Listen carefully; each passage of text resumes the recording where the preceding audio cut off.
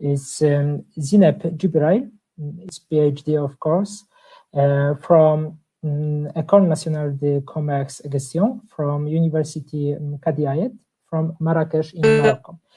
And the name of the time is the Business Dashboard for Non-Profit Institution, a case study of Moroccan Sport Organization. Zineb, it's your voice. Okay, fine. So it's a high pleasure for me to attend to that conference. My presentation will be about a business dashboard for non-profit institutions, a case study of Moroccan Sport Organization. Okay. So the plan of the presentation, I will present the context and interest of research, the problematic and objectives, conceptual and theoretical framework, research methodology, main result and discussions, and finally contribution limits and perspective. So we start with the international context. So first of all, it's important to situate the sport on its context. From a marginal practice at the beginning of the century, sport has been analyzed for the past 2 decades as a socio-economic phenomenon. So nowadays, sport has several functions, like we see it here. It can work on economic, social, tourism, and other sectors. So the important position that sport occupies today in the socio-economic development of countries has pushed nations to this sector, talking now about professionalization of sport. So the growing importance of the process of professionalization of sport had as a consequence the obligation of restructuring sport organizations. So this transformation was reflected by the arrival of market participants in the field and the appearance of new difficulties like the management of partners, the achievement of financial performance, the problems of productivity, the efficient use of resources, and others. So all of these factors are forcing sport organizations to modernize the management system and to adopt a management performance system, and then install a good dashboard to measure and evaluate the performance. So in this context, the question of measuring and evaluating the performance of sport organization is become increasingly important.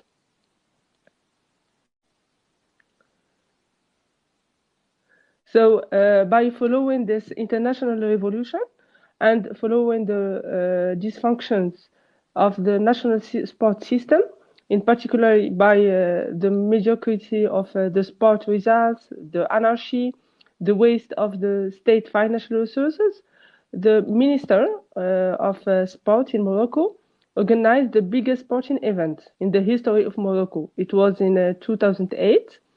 And it was marked by a royal speech, which highlighted the worrying situation of national sports characterized by a model of amateurist management, wherein anarchy and the absence of clarity and transparency.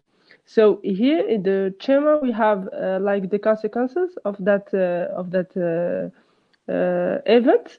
It was the constitutionalization of sport. It was the launch of a sports strategy between 2009 and 2020, and also make a new law, Law 1339. And the objective is to transform the system of management from amateurist to professional. And then talking about performance-based management in sport organizations. That's why we found that we are obliged to ask an important problematic. So how can we measure the organizational performance of Moroccan sport federations? So for that, we put 3 important interrogations, like what are the components of the business dashboard of Moroccan sport federations? what are the dimensions of organizational performance of Moroccan sport federations, and how can we measure them? So, talking about performance in sport organizations and especially like sport federation is very different from treating it in traditional companies because of the differences between the two typology. Donc, when we talk about the aims pursued, the company aims for financial performance, for profitability and efficiency. Well, sport organization can aim for profitability, but above all follow sports and social objectives. And here we talk much more about the intervention of the emotional criteria. So the second difference lies in the multiplicity of internal and external actors. In the sport organizations, they have employees like administrative, technical, and volunteers. And in traditional companies, we can find just administrative people. So here, it's we are treating like the sport organizations, like we have clubs, leagues, federations, and ministry. And in the study, we are talking about, or we are treating the performance in federations.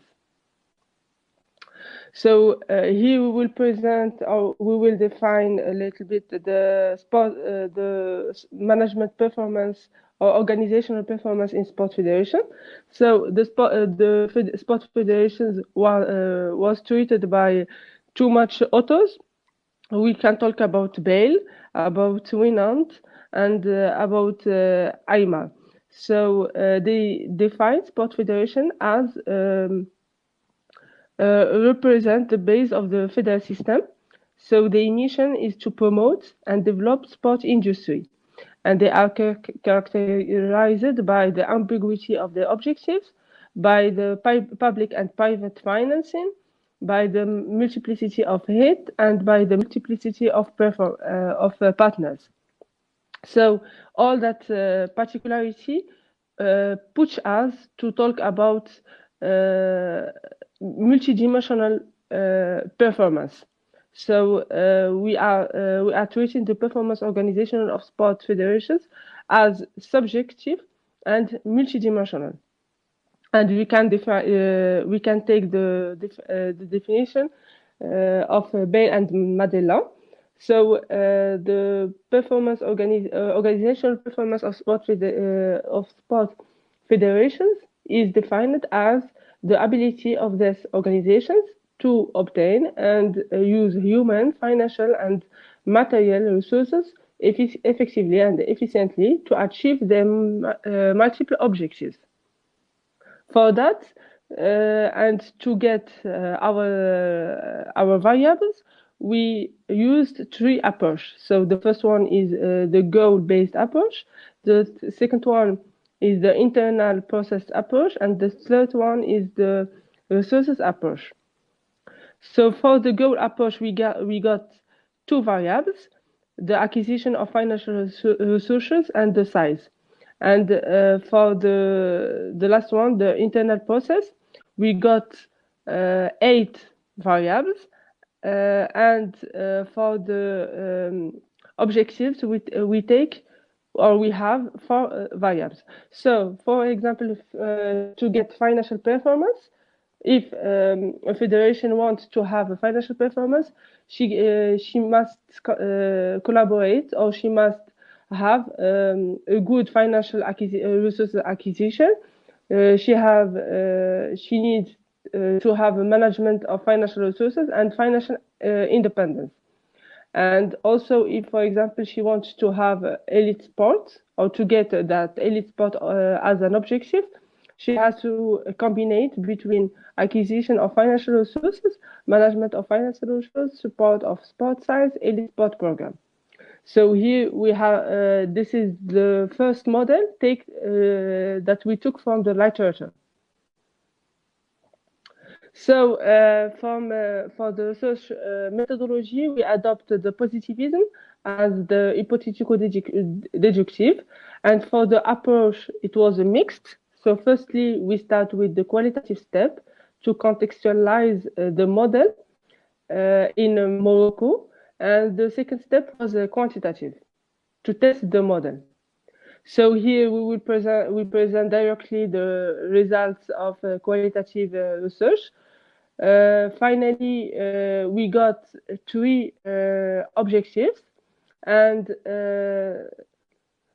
8 variables like determinants of that performance. So we pass now to present the results of quantitative analysis.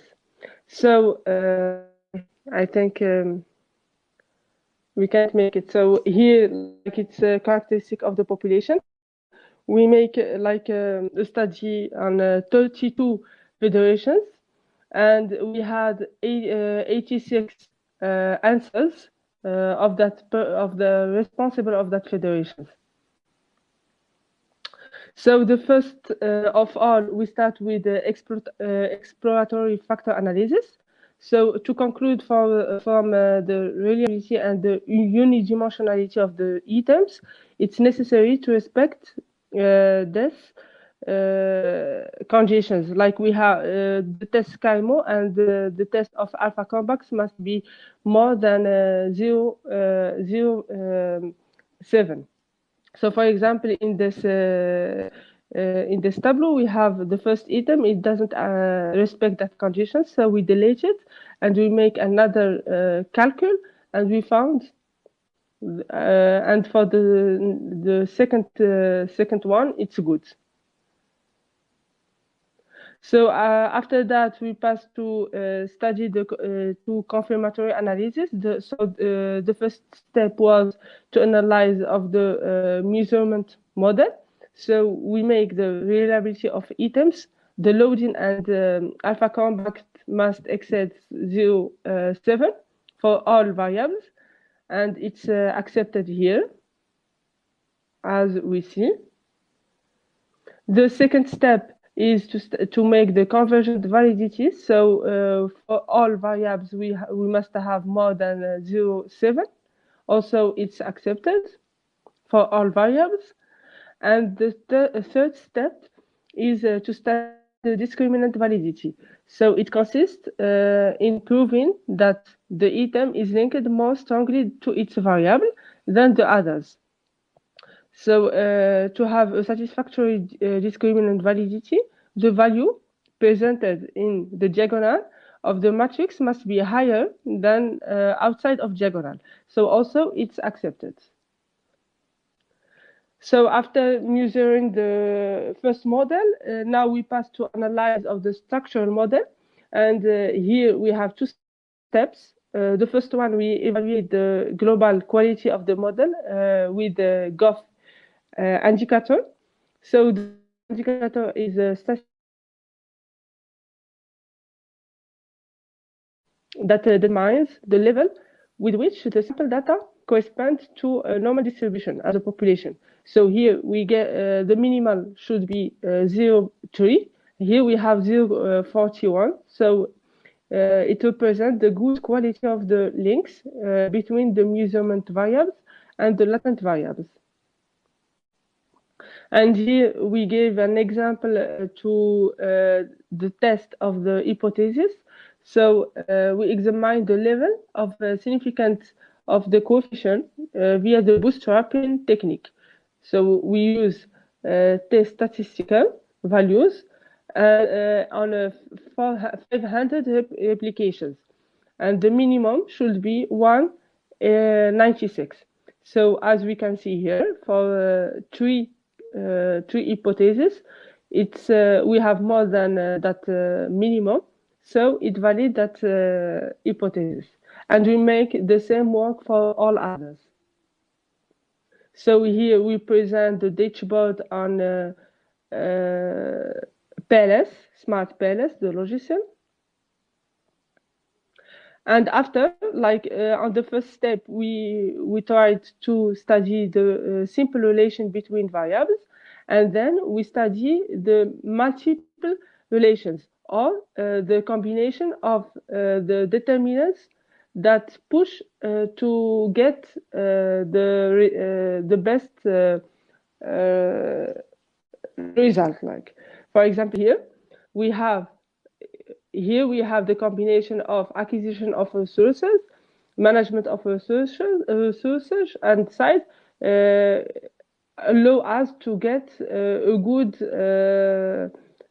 financial spot, not high spot. So here, for example, we verify the mediation effects of 3 variables of the process, like sports promotion program, high performance sport program, and organizational climate.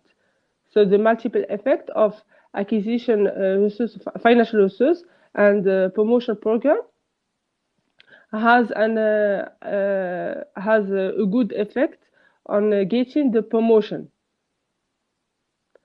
So the multiple one must be higher than the single effect of acquisition resource, financial resource on promotion. So we compare between the test student, it should be superior of 196, and CO should be superior of C1. So it's also accepted. So here we present the resume of validation of the hypothesis. So there are 2 hypotheses. The bigger hypotheses are partially validated. And here we present so the model. So here we can find, for example, some items or some indicators to evaluate each variable. For example, for getting the sport success, we can evaluate it by the number of competition, number of medals won, and national team ranking. Also for promotion and also for societal performance. And so, for example, if we want to get a good success high-level sport, we have to combine it between resources acquisition and the high sport program. And for example, if we want to get promotion, we have to combine it between the size, resources management, acquisition management, financial resource acquisition, and promotion program.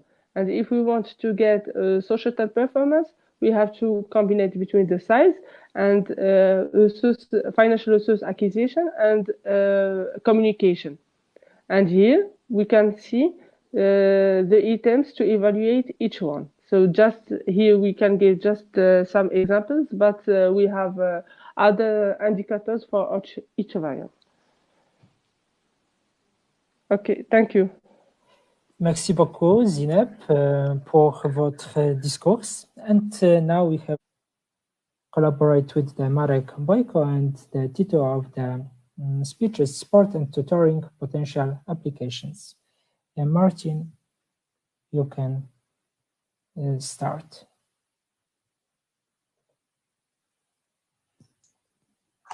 Okay. Good afternoon. Can you hear me? Yes, very well. Okay. Because I pulled out the cable from my headphones, but it's okay right now. Good afternoon. This is a very short presentation that I'm going to give you about sport and tutoring, which comes from different areas of my interest that I recently adopted. I adopted them in July of last year when I took the course in tutoring. And I immediately, as a person that is teaching sport and following sport and researching sport, I felt that it's my duty to think about the applications of tutoring to sports organizations. And there were several inspirations that I took into account thinking about this presentation today. I must be honest that it changed a bit over the course of last month because the situation changed and it got me thinking, and I really thought about some further applications than the ones that I previously thought about. So my 4 main inspirations here was the tutoring training that we had that I took in July, and the coaching experience of my co-author Coach Marek Bojko, who is the co-author of the presentation of whole research that we conducted. Actually, he's writing a thesis under my tutoring, really, and he's writing a thesis about dual career in sports among young players that I'm going to talk about. And we conducted a small research among young players, football players from various teams in Kraków, which is the city I live in. And the research got me thinking about the potential applications of tutoring into enhancing the capabilities of those players and addressing some problems that they might have regarding the modern world that we have around us. So the last inspiration was about thinking all the things that I read, heard, discussed, and everything about dual career. I discussed this with many people present here, with some people that are not here. Mainly, for example, Łukasz Panfil, who is a very good expert on dual career as well. He was also an inspiration to me to think about that problem. So I divided this presentation into 3 parts. I'm going to talk first about tutoring a little bit, then I'm going to talk just briefly about the research because it's not the main scope here. And then I'm going to tell you about the context that I found the tutoring using the things the findings that we had from the research, how are they connected to tutoring and what is the applications or potential applications of tutoring regarding those findings. This presentation is merely not a solution. This is more like an invitation for a discussion of using these concepts, of enhancing the concepts of tutoring in sports, because it's already existing there, but it's not in the meaning that I'm going to talk about. So basically, defining tutoring. Tutoring is a kind of a process, one-on-one or one-on-two, between a tutor and tutee. This is an educational process that helps young people to develop. The tutor acts as a guide for tutee and helps him develop in just in real life or in academic life. So we have different types of tutoring, but I'm going to talk about 2 of them. We have development tutoring, which focuses on goals, on strengths, weaknesses of the person, trying to find the person's path, thinking about the potential hobbies or potential skills that the person has. And then we have academic tutoring, which is more focused on knowledge of cognitive skills, on intellectual development. Those 2 are very strongly connected. They cannot be achieved without one without another. Especially academic tutoring needs development tutoring for being effective. And all of this process is conducted in form of tutoring projects that can be used by various institutions, various educational institutions, and not only educational institutions, that help us find a different approach to education, different approach to teaching. So practical applications of tutoring, there's various books, several publications on tutoring and its applications in the different series of our life, different areas, different sectors of our economy. Tutoring is sometimes mixed with coaching, as coaching, the widening of the definition of coaching went into the tutoring, but tutoring is something that is distinct with this special connection between the tutor and tutee. There are, of course, some applications in sport. Some people talk about sport tutoring, but they're very limited. They're limited to just to some soccer skills or sports skills, like athletic skills. There's not many people thinking about academic tutoring in sport. Of course, it's developing a bit in United States, but in Europe, while talking to coaches and listening to people talking about the development of younger players, we don't have that much. And this is something that I would like to stress, that it might be changed. So first of all, about our research and what led to all those things that I'm going to talk about. So we took 100 players from the top youth teams in Kraków, the 4 top, thinking about top senior teams that they have to use academies. In Kraków, there were 16, 17, 18, and 19 years old. So they are just a step before coming into seniors. We asked them about their future. We thought about what is their future inside and outside of football. What is the role of their coaches? What is the role of their parents? What's the role played by those coaches and parents in their development, and what are their expectations regarding their career? We thought about examining how these young people view their future as football players, how do they view their future as people. This is a very important subject, as we know that it's not that easy to become a professional footballer. There's a limited space for people playing professional football, earning money from playing professional football. Some of them have to look for a different path in their life. So that's what was the scope of our research. What did we find? And this is very important. Well, almost 90% of our respondents expect to play football at least second-tier professional teams. So they expect that football will be the main source of their income.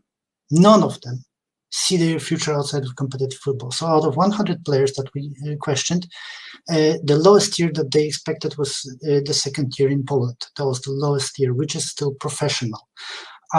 This is, of course, also connected with the group of people that we selected, because these are the top youth academies.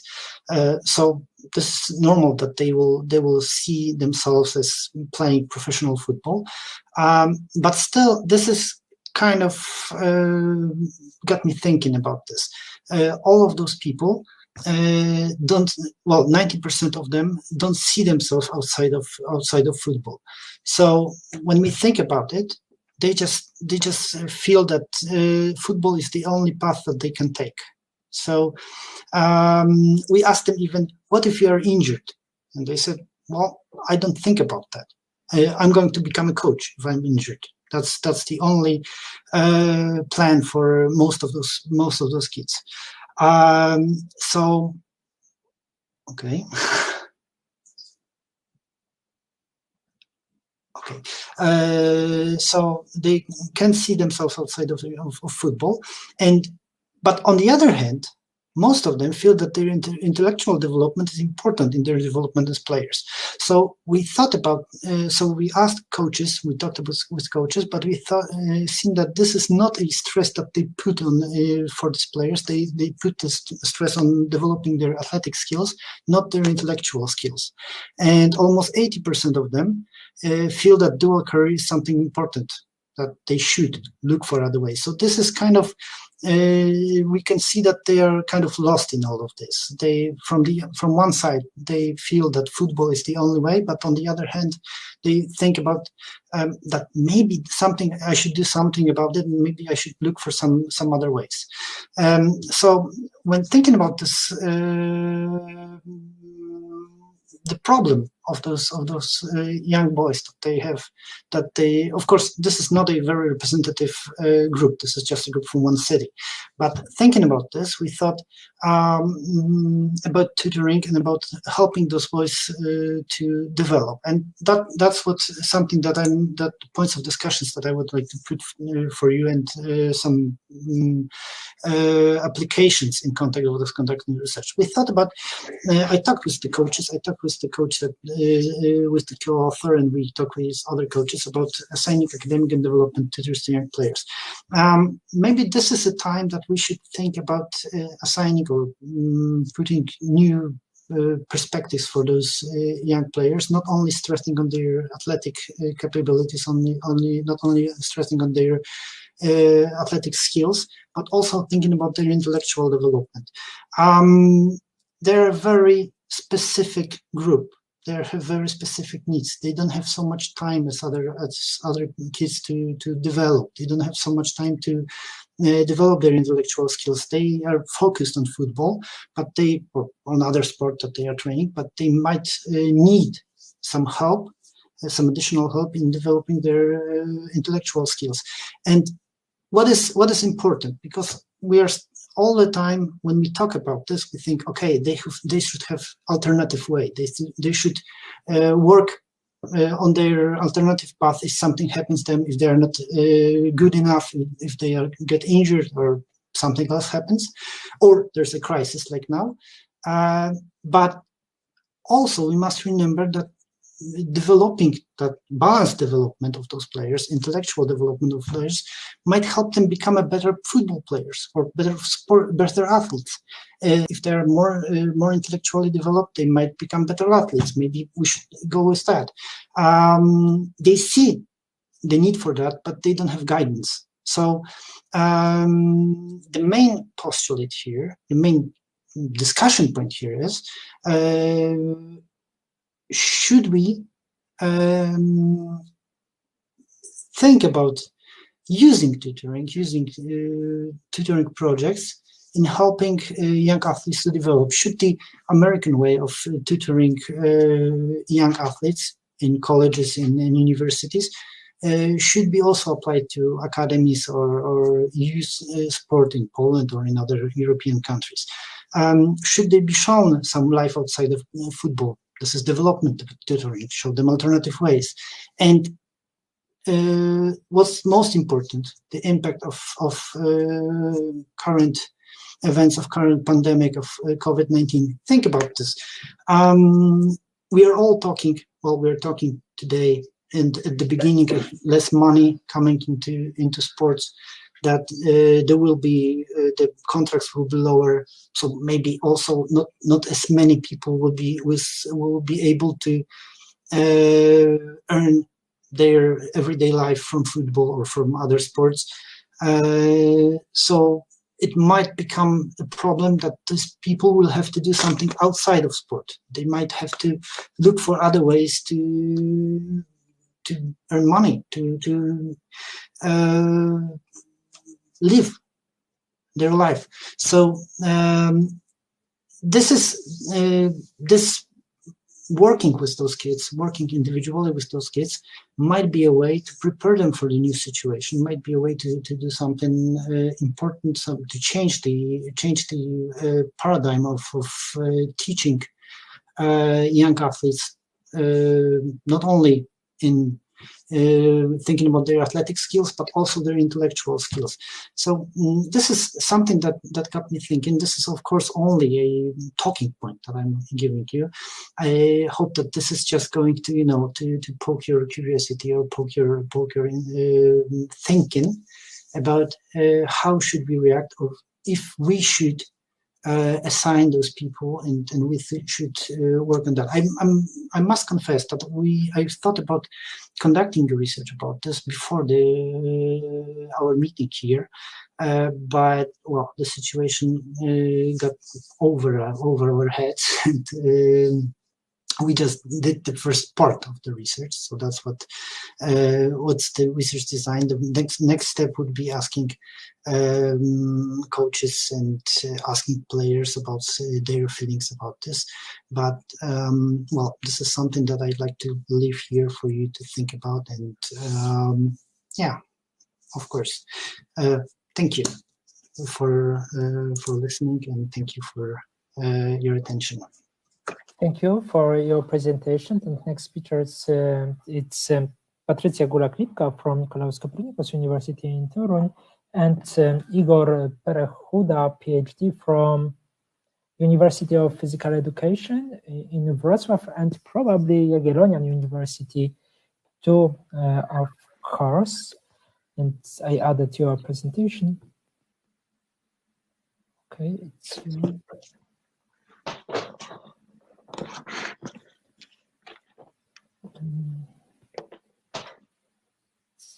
1 moment, please.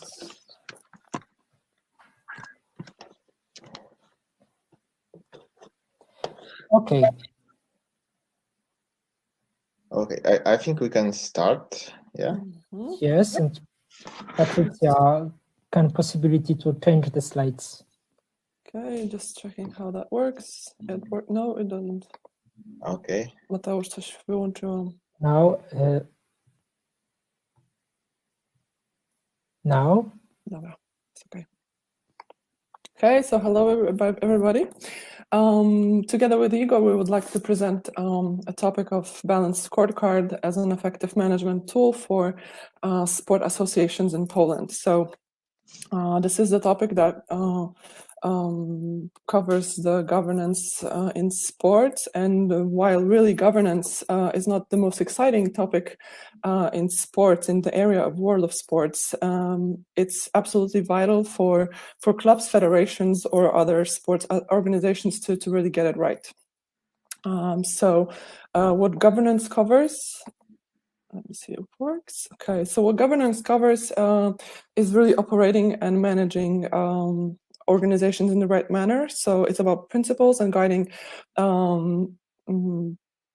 everybody, the people in the organization and outside the organizations, in the right thing, in the right way, to protect its sports organization's reputation. Of course, we can talk about the fact that the sports market is continuously developing, so managing the organizations within the sports market is very important, and it really needs to adapt to the changes that are happening in the marketplace. We know from Polish experience that the changes over there are really happening probably the slowest. So it's often because of the structures are kind of old and rigid. Maybe some of the procedures that are obliging people working there as well. So in many cases, it's the problem of not properly qualified or trained management staff. 2 years ago, Ministry of Sport also published an analysis, a report that actually showed and uncovered some of the shortcomings in the management processes of the Polish sport organizations, and actually also presented some of the things that should be changed and the way it should be changed to really get those organizations on the right tracks. One of the problems, one of the issues presented in the report was also the fact that there were problems related to the preparations of the strategic documents, and this is what we're going to cover here. Of course, the duality of the sports market is a fact, and we're not going to really spend much time on it. Organizations which are using the balanced scorecards and their strategic processes really are taking into account interests of all the stakeholders, which is really important from the fact of the sports organizations that are really complex. So what sport governance covers, I'm going to just come back to that for a second. It's really the board, the policies and the procedures. It's the financial management, of course, the complying with all the legal requirements. identifying and managing the risks, as well as strategic planning, which covers the fact of creating, implementing, and monitoring the roadmap with like the smart objectives, which means also that there needs to be a vision, mission, goals and objectives, and action plan suitable for the organization. There are a couple of things that should be taken into account when we talk about the strategic management of the sports associations. Of course, there is analysis of the environment in which the organization operates. Okay, I'll continue in a second. Trying to identify what is the organization, and really trying to bring the leading thought and idea outside to all of the stakeholders of the organizations, really stand out, focus on the core competencies, and not really focus on things that don't really matter for such organization. Prepare the profitability assessment on the target market, as well as analysis of own processes that are really happening within the organization. And of course, after preparing the plan, strategic plan, try to transform it and put into transition from like the strategy to operation mode, meaning at this stage that those organizations have to define the measures and find those measures that are really important, and then the proper way of implementation of the strategy. And of course, after a certain stage of implementing the strategy, there needs to be some monitoring processes implemented, which will give us the results, the feedback, based on which we can adjust some of the activities, actions of the organizations and people involved within the sport associations. So what we did, there was a preliminary research that we conducted last year, and based on some of the results and some of the discussions after that, we came to the point that the topic is really worth developing. So what we, based on this preliminary research, found out was that similarly to any business enterprises, organizations that are managing sports or anything within the sports industry, and that includes also sports associations, should strive to really develop an appropriate strategy and then introduce it and constantly use the systems of supporting the implementation. So we also found out, based on this research and some analysis of available literature, that the balanced scorecard model is suitable for sport industry because it's able to present not only the financial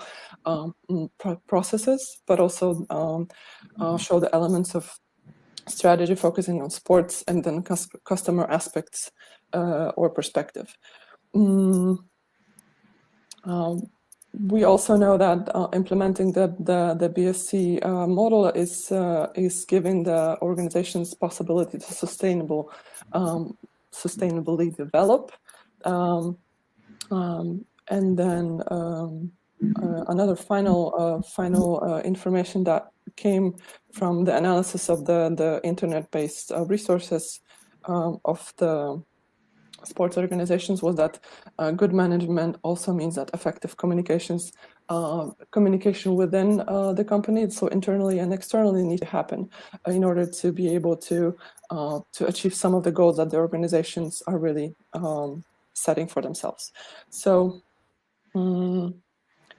what we know as far as the communication part, not all the sports associations are presenting their strategy.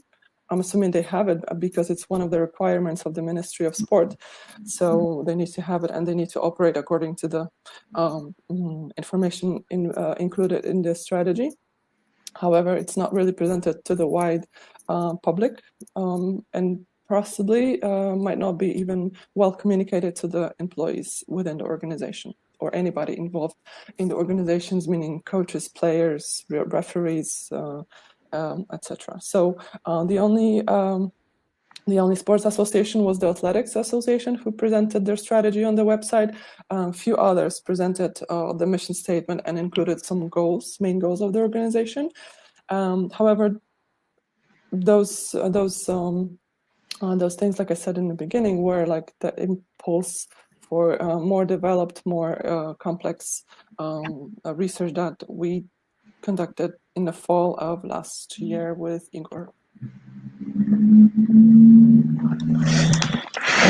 Okay, so the next part of our research was about the conducted survey into the Polish sports federations. The research was realized at the end of the last year, so between the October and December 2019. And we had access to the Polish Sport Associations members, which participated in a workshop organized by Sport Institute in Warsaw. Can I change the slide, or somebody can? Thank you, Patrycja, probably. Okay. Today I want you to show the partial results from the one survey about football association in Poland. And the respondent, what has to do? Has to point, first of all, has to point the three main goals of the sports federation. Then has to choose the indicators, has to evaluate the indicators on using the Likert scale with 5 points. So the indicator, for example, the attendance of the sports event is percentage of the attendance. Is not important at all, less important, average, with average importance, important, or very important. And we had grouped the indicators or the variables which were assessed by the respondent in 4 areas. First area was administration and human resources. The second one was business area. Third one, sports performance, and the last one, social performance. And a couple words about the results. Can we go further? Thank you. And so the first area, here you can see what was included. It's not the all indicators which were included, because I cannot fit it into the slide, all of them. But I want you to have some imagination what was included in this area. So the area is administration and human resources performance. And here we got some drivers as clubs per habitant, coaches per club, coaches per athletes, sport facilities per habitant, doping controls per athlete and per competition. So this was the first area which was evaluated by the respondent. Then we've got the second area in the next slide. Can you change? Thank you. And this is the area of business performance. And what was included here? It was like driver of long-term sponsorship deal or revenue diversification, of course, profitability, financial liquidity, debtness, and other, most of them financial indicators. Then in the third area, we had sports performance. And here were some of the evaluated drivers, like number of international sports success, yearly total number of athletes participating in national competitions, results of the last 2 Olympic cycles or 3 Olympic Games. So this was evaluated in the area of sports performance. And the last area was social performance, where we had such positions as advertising value equivalency, media appearance, diversity of supporters, a number of supporters, fans. So this was the social performance area. And now the results of this one response from the Football Federation.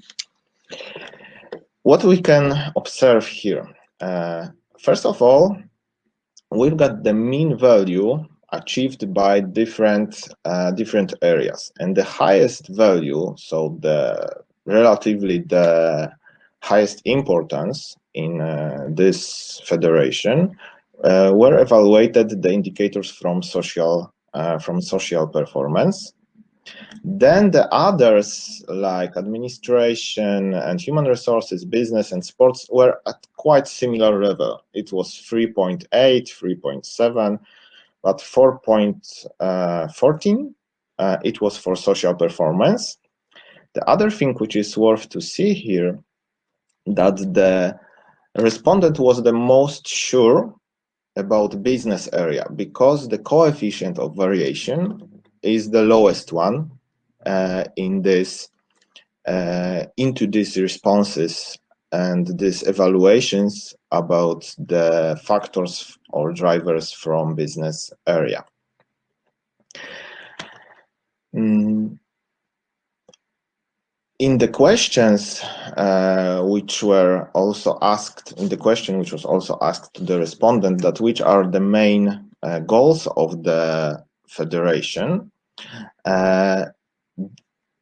the sports and social aspects were the only one represented in the three chosen, the most important goals mentioned by the respondent.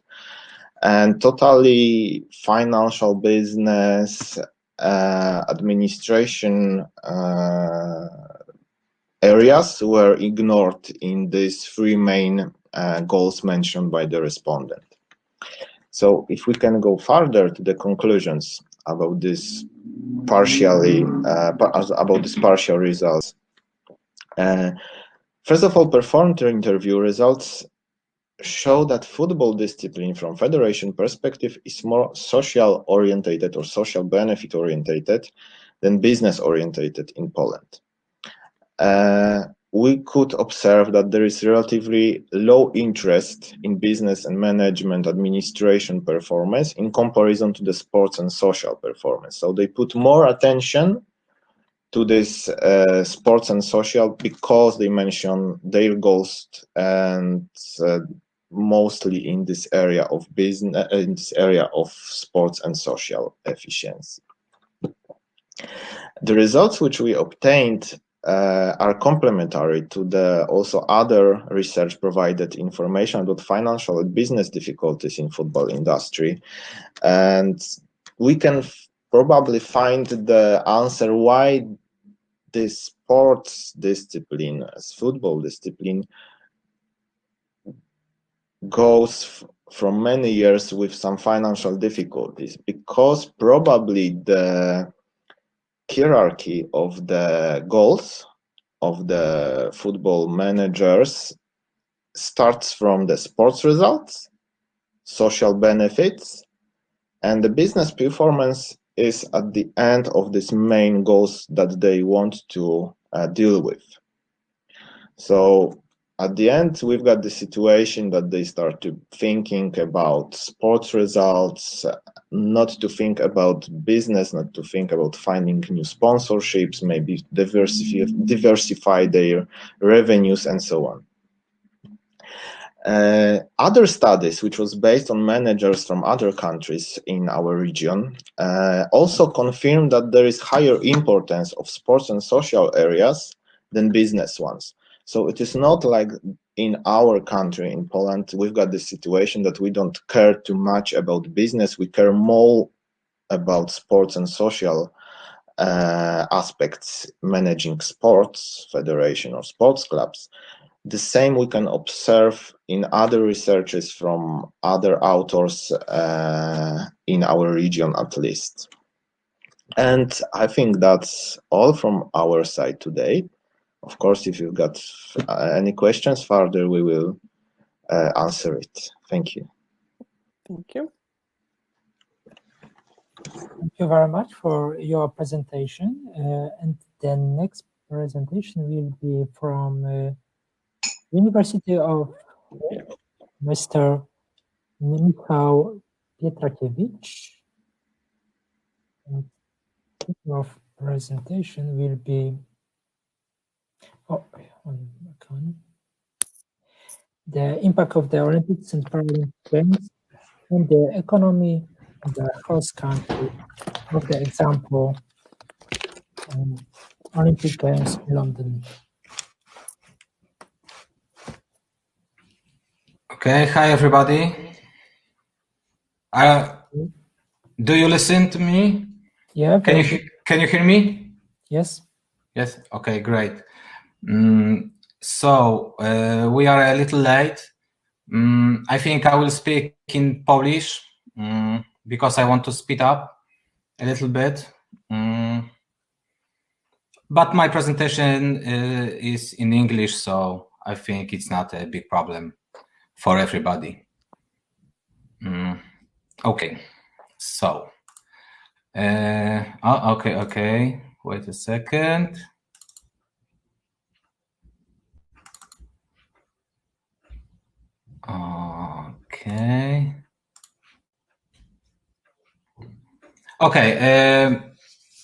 Zmieniłem delikatnie temat mojej prezentacji, żeby przedstawić ten wpływ Igrzysk Olimpijskich na gospodarkę w kontekście kraju, czyli nie, w tym wypadku akurat mam przykład Londynu, ale też chcę się odnieść do innych igrzysk i tutaj na wstępie oczywiście temat Tokio. Już pan Andrzej Persson wspomniał o tym wcześniej, o igrzyskach, jest specjalistą w tym zakresie, więc tutaj może nie będę się zbytnio mądrzył, no ale taki jest temat mojej prezentacji, więc z panem Andrzejem z chęcią bym później porozmawiał, już indywidualnie też dowiedział się wielu ciekawych rzeczy. Tutaj będę sobie zerkał na małą ściągę, ponieważ mam troszeczkę liczb, troszeczkę faktów i nie chcę tutaj po prostu pomylić czegoś. I też dziękuję na początku za to, że mogę wziąć udział w konferencji i dziękuję panu profesorowi Bogdanowi Sojkinowi za wspomnienie o wolontariuszach, ponieważ jest to mój temat najważniejszy, którym się zajmuję, akurat tutaj tym razem troszeczkę inny, ale miło, że ta praca wolontariuszy jest doceniana, tym bardziej teraz w czasach koronawirusa coraz częściej się mówi o wolontariuszach, wykonują bardzo dobrą robotę, czyli nie tylko ci wolontariusze sportowi, ale także wolontariusze zajmujący się w innych tutaj dziedzinach.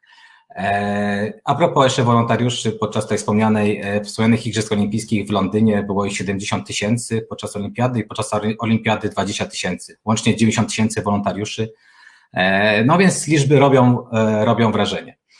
Dobrze, a teraz szybko co do tematu. Paraolimpiada i olimpiada w Londynie. Tutaj sobie pozwoliłem na cytaty kilku naukowców, kilku badaczy i osób zajmujących się tym tematem. Jest to pewne zjawisko, jest to oczywiście jedno z największych wydarzeń sportowych na świecie, jeśli nie największe. Jest to wydarzenie socjalne, kulturowe, jest to po prostu bardzo niepowtarzalne zjawisko. Co się z tym łączy?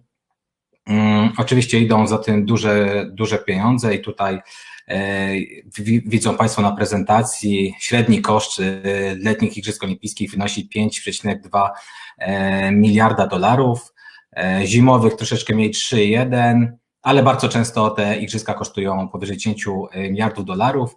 No i teraz przykład Tokio w 2013 roku, kiedy otrzymali prawo organizacji igrzysk, które miały być już lada chwila. Przewidzieli, że kosztem będzie wynosił 7,3 miliarda dolarów. W 2019 roku okazało się, że jest to kwota prawie 2 razy większa, bo prawie 13 miliardów dolarów.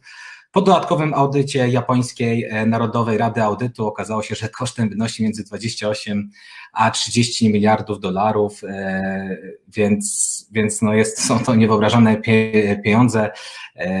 Jeśli by się okazało, że igrzyska zostaną odwołane, to będzie bardzo duży cios dla Japonii, to będzie strata około 70 miliardów dolarów dodatkowych, więc plus te 28-30, które są, to jest prawie 100 miliardów dolarów. Więc tutaj już taka mała odpowiedź, czy ten wpływ Igrzysk Olimpijskich, Paralimpijskich na gospodarkę danego kraju może być istotny. Jak się okazuje, w sytuacjach kryzysowych może on być bardzo znaczący, ponieważ będzie to 1,4% PKB całej Japonii. Taka będzie strata.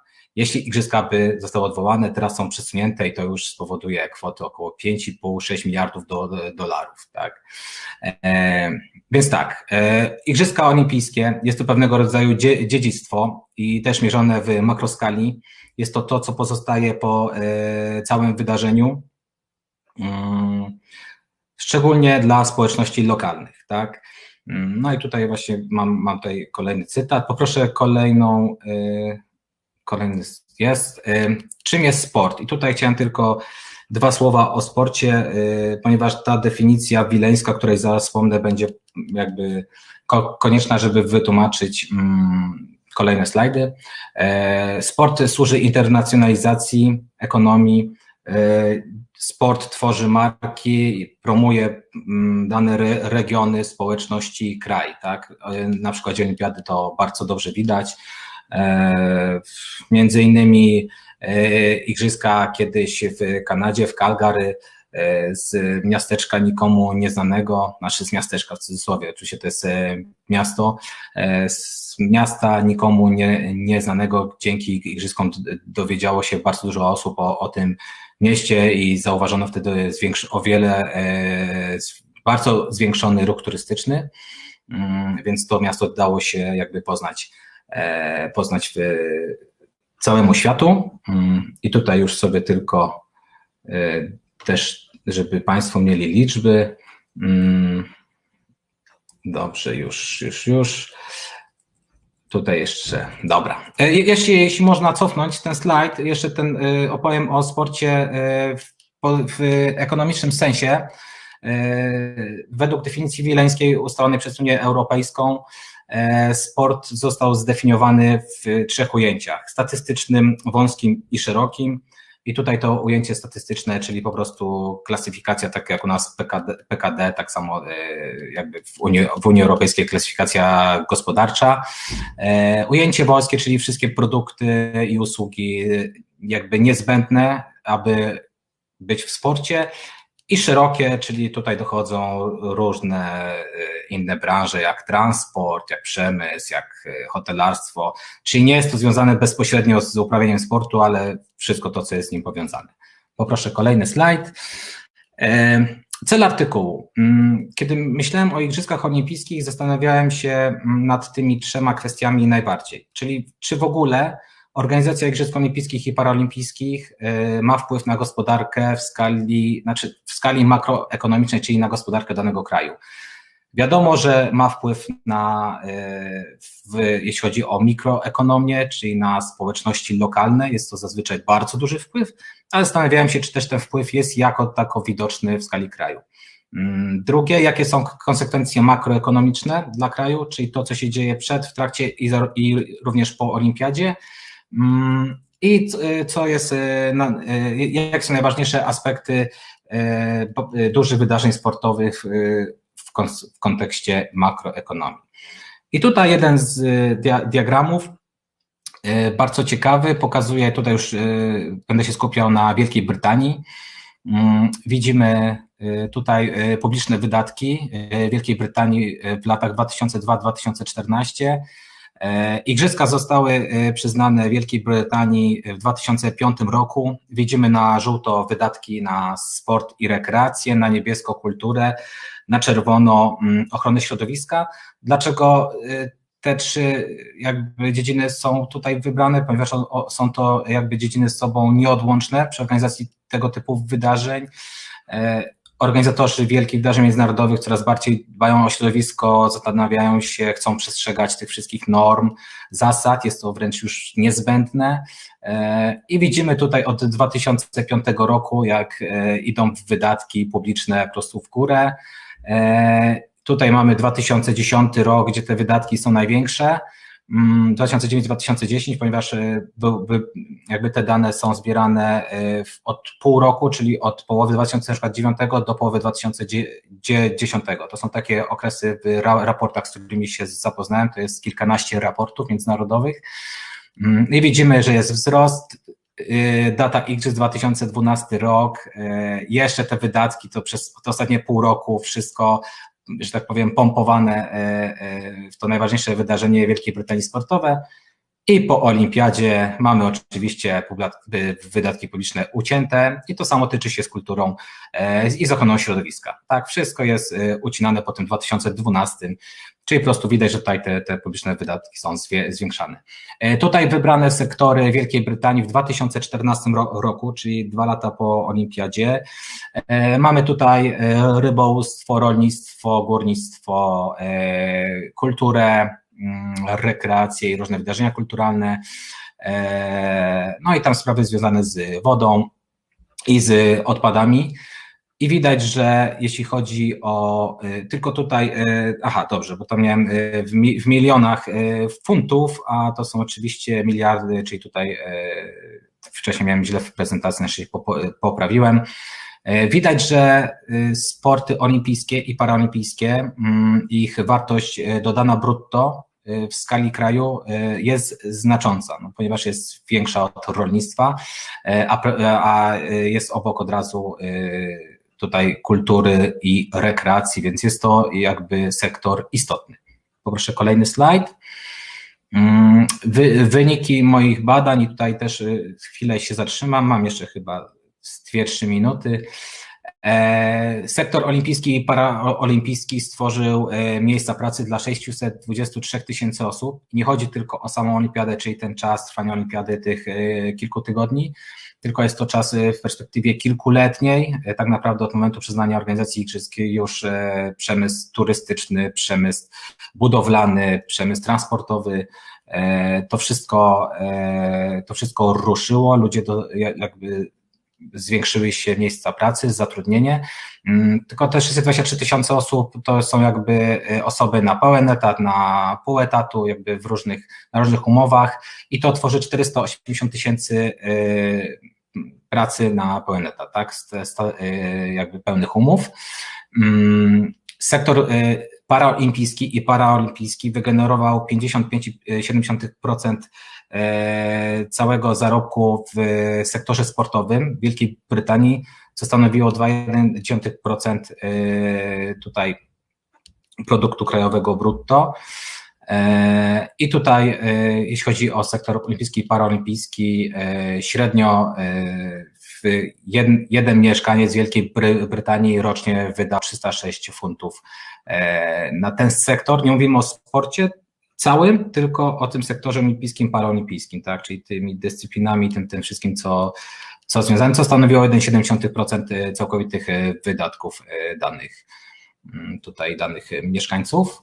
Poproszę kolejny. Tak, tutaj jakby mógłbym długo opowiadać o skutkach pozytywnych, negatywnych organizacji Igrzysk Olimpijskich, Paraolimpijskich. Tutaj wskazałem te, które miały miejsce podczas organizacji tych igrzysk w Londynie typowo, czyli jest to jakby więcej widać korzyści niż negatywnych skutków. I tutaj do pozytywnych zaliczymy umiejscowienie danego miasta, danego kraju na sportowej mapie świata. Tutaj w Londynie jeszcze nie było to tak bardzo widoczne, ale wcześniej różne inne miasta, gospodarze i kraje, które organizowały takie i letnie igrzyska, i zimowe, i inne wydarzenia międzynarodowe, jak Mistrzostwa Świata, najważniejsze gry zespołowe. Tutaj bardzo ważne dla nich był jakby ta promocja, między innymi igrzyska w Soczi, które pochłonęły tam około $50 miliardów. Chyba to była najdroższa impreza w historii. Igrzyska w 1998 w Nagano nie wiadomo ile kosztowały, ponieważ organizatorzy tutaj spalili dokumenty ze wstydu księgowe, więc do dzisiaj nie wiadomo ile tak naprawdę ta impreza kosztowała. Ale to umiejscowienie na sportowej mapie świata jest niezwykle ważne pod kątem politycznym, pod kątem sportowym, pod kątem turystycznym i promocyjnym. Dalej mamy inwestycje w infrastrukturę. Jeszcze mam chwilę, czy już tak gdzieś tam słyszę, że ktoś się włącza z głośnikiem. Tak, pan ostatnią minutę, dobrze? Ostatnia minuta, dobra. Więc te inwestycje były bardzo duże w Londynie, bardzo dobrze wykorzystane, bardzo dużo zostało po igrzyskach. Polityczne aspekty tutaj jakby na plus. ponieważ powstało dużo stosunków międzynarodowych pomiędzy firmami, pomiędzy różnymi organizacjami. Wzrost zatrudnienia, o którym już wspomniałem, organizacja wydarzeń w przyszłości. Londyn był organizatorem bardzo wielu wydarzeń. To już nie będę wspominał, ale ich przychód był też liczony w kilkudziesięciu milionach dolarów. Socjalne konsekwencje i benefity dla tych społeczności lokalnych. Negatywne, duży koszt organizacji. Jest to wręcz teraz standardowo, że po prostu pierwotne założenia, jeśli chodzi o wydatki na olimpiadę, są o wiele wyższe. Tutaj właśnie ten przykład Tokio, tak samo inne imprezy, czy olimpiada w Grecji. I out of sport tourism, czyli ta turystyka pozasportowa. Tak jak turystyka sportowa, kibice przyjeżdżają do danego kraju, do danego miasta, żeby oglądać swoich ulubieńców i swoich reprezentantów. Tak, ta turystyka pozasportowa pada i na przykład w Londynie typowo, jeśli chodzi o branżę hotelarską, o przemysł turystyczny i o przemysł związany z kulturą, dochody spadły o 40% w trakcie trwania igrzysk i w tym okresie bezpośrednio przed, w trakcie i chwilę po igrzyskach, ponieważ ludzie nie chcieli zejść do Londynu, bo jest przepełniony. I tutaj konkluzja, tak, czyli odpowiedź na 3 postawione pytania. Czy ma wpływ na ekonomię danego kraju, czyli w tym wypadku Wielkiej Brytanii ma? Jak duży? Sektor olimpijski było to w Londynie 2,1% PKB, więc jest to moim zdaniem znaczący dział. Jakie są makroekonomiczne konsekwencje, czyli to co wspomniałem, pozytywne, negatywne, też w zależności od który kraj organizował i w zależności od historii. I jakie są najważniejsze aspekty organizacji? Też zależy od kraju, dlatego tutaj zostawiłem 3 kropki. Te makroekonomiczne zależności też bardzo dużo zależą od tego, jak dane państwo się zachowa, jakie będą wydatki publiczne, sponsorzy i tak dalej. Mógłbym o tym opowiadać jeszcze długo, bo wielu rzeczy nie powiedziałem, ale dziękuję serdecznie za uwagę i czekam na kolejne wystąpienia i ewentualnie pytania też mailowo czy telefonicznie. Dziękuję bardzo. Thank you very much.